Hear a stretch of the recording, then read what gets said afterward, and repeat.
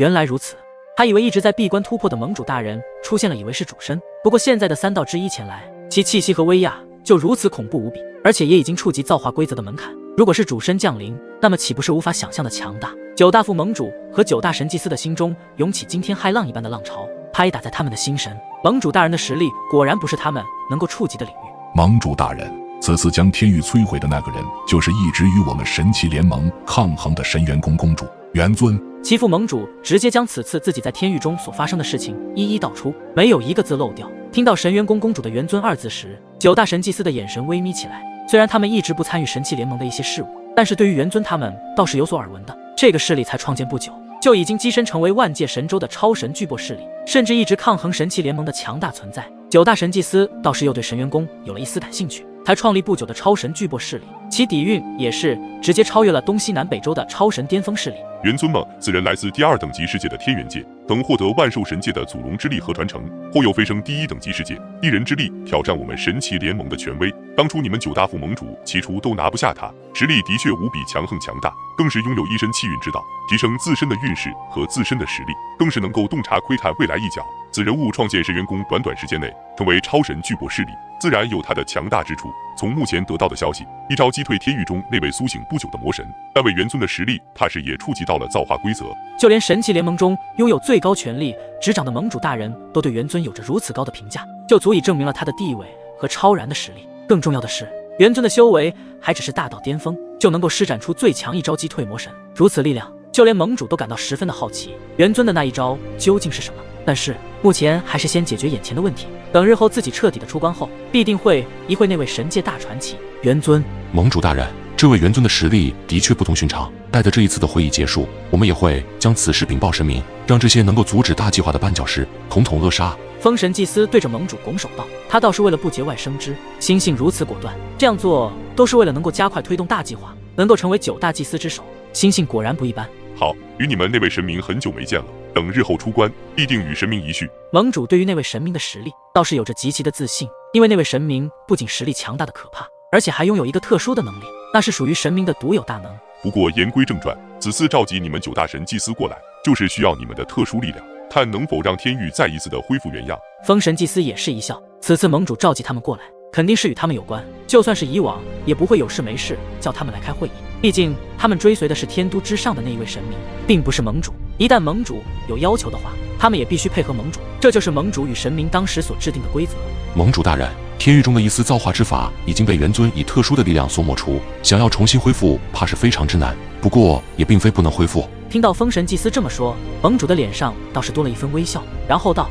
你尽管开口，需要什么资源，我会让9位副盟主必定全力配合你们。好，盟主大人，如今的天域没有了一丝造化，那么就是一方没有任何用处的残破世界，而且更是被摧毁一大半，其中的诡异死气也早已经流失。虽然有方法恢复，但是也无法恢复到以前的那般完美，但至少能够恢复七七八八，可以继续炼化御灵和御魂，不会影响大计划的进行。不过我们的特殊能力有限，还需要一物才能够配合我们的特殊力量完成最后的一步。封神祭司喃喃说道。哪一物？盟主倒是不慌不忙，因为神奇联盟中有诸多的宝物，可以说是宝物聚集地也不为过。然而封神祭司的话让盟主都微微一惊，因为这一物竟然不在神奇联盟中。此物神奇联盟中并没有，它在5大超神势力的手中。5大超神势力，一物分别在5个不同的势力手中，此物倒是让9大副盟主有些吃惊。不过盟主倒是已经那一物是什么？难道是72大神器排名第1的虚空涅槃珠？盟主大人，正是这虚空涅槃珠，因为只有它的力量，再配合我们的特殊力量，方才能够将被摧毁的天域恢复到七七八八。不然的话，仅仅凭借我们9位的力量是无法完成那最后的一步，而最后的一步就需要虚空涅槃珠中的涅槃之力。只不过现在的虚空涅槃珠已经被划分为5份，也就是5大超神势力手中的虚空碎片，只有得到这5个虚空碎片才行。原来72大神器排名第1的竟是在5大超神势力的手中。呵呵，好，5大超神势力而已，到时候派几位神君过去，如果能够谈和，那么就给他们一些好处；如果不给，那么就将5大超神势力永远的消失在诸神万界中，同时也让其他超神势力知道一下，顺我者昌，逆我者亡。盟主淡淡一笑，对于这5大超神的底蕴，神奇联盟根本就不惧，但是9大副盟主倒是有些顾虑，特别是这一次他们召集诸神万界中的无数超神势力的天之骄子前来神奇联盟免费历练，结果则是被炼化成御灵，并且更是让其逃出了几位，而逃出去的那些人正是5大超神势力的第1天骄等人。想必那些已经逃出去的第1天骄应该已经将在神器联盟中所发生的事情告知他们的超神势力，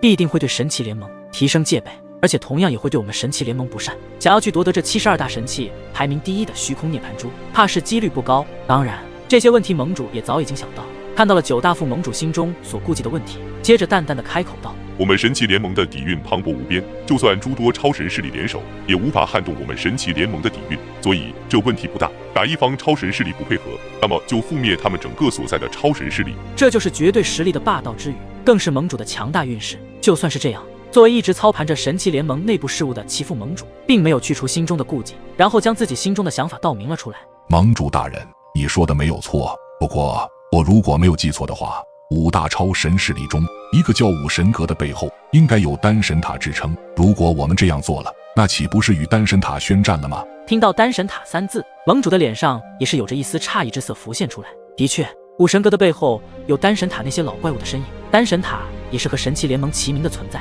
而且他们的身份个个都是诸神万界的炼药师，而且都是药神级别的存在。只要他们的一句话就能够呼风唤雨的召集很多实力强大的神奇强者作为打手，而且最恐怖的就是那一位丹神塔之主，其身份更是9品药神，拥有神级炼药能力，大洲的第1炼药之神，炼药术达到至炼药境界中的极限，更是传闻拥有来自排名第2诛心神火的一本无上丹方，里面皆是高阶品级的无上丹药，一颗无上丹药成型，藏有凝聚天地之力，能抹灭万物，可谓不凡。9品药神的丹道之术，也是令神器联盟的盟主都为之钦佩。这也就是为什么丹神塔能够跻身与神器联盟并列的存在。那位丹神塔之主的确是一个难缠的对手，不过等到自己彻底的出关，盟主就有了不顾及丹神塔的号召力了。丹神塔的底蕴的确非常强大，不过你们也不用担心，计划就按照原本商议的去完成，剩下来的就交给我来处理。不然天域无法复原的话，那么大计划就会受到影响。你们都明白了吗？见到盟主大人都这么说了，那么他们9大副盟主既然也不会有所意见。遵命，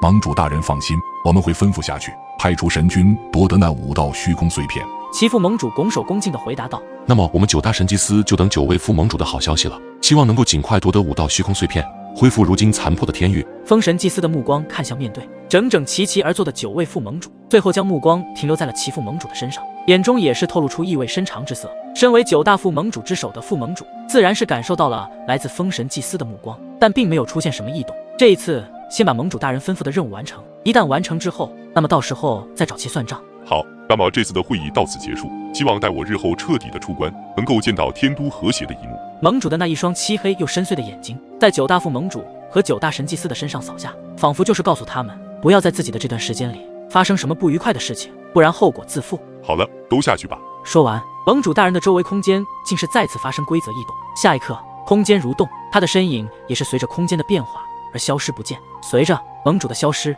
金色辉煌宝座上的9条神龙原本闪耀着金色光芒，也是在第一时间化为暗淡无光的雕塑，成为宝座的装饰一般。看到盟主身影已经离开了神殿，9大副盟主也是化为9道流光跃出了神殿大门。真是有意思，请人帮忙还是这样的态度。姬神也是对着神殿之外的虚空瞪了一眼，不好运的嘀咕道。一旁的后神祭司也是无奈的一笑道：真是一群迂腐的副盟主啊，自己事情办不好，还一副很有个性的样子。你们也不用讨论此事了，我们与他们的争吵也不是几天时间，我们还是等办好了盟主大人吩咐下来的任务再说吧。至于那9个老匹夫，日后再好好的与之算一算。风神祭司的心性比起其他神祭司要高很多，自然会懂得大局为重，影响了大计划，那么后果就不堪设想。走吧，我们先去残破的天域探一探情况，届时对于我们恢复天域有着更好的效率。在风神祭司的一声令下，直接化为9道光芒，冲出神殿大门，然后便是朝着遥远的天都虚空掠去，前往了天域之地，万界神州的一处繁华之地。这里神元之运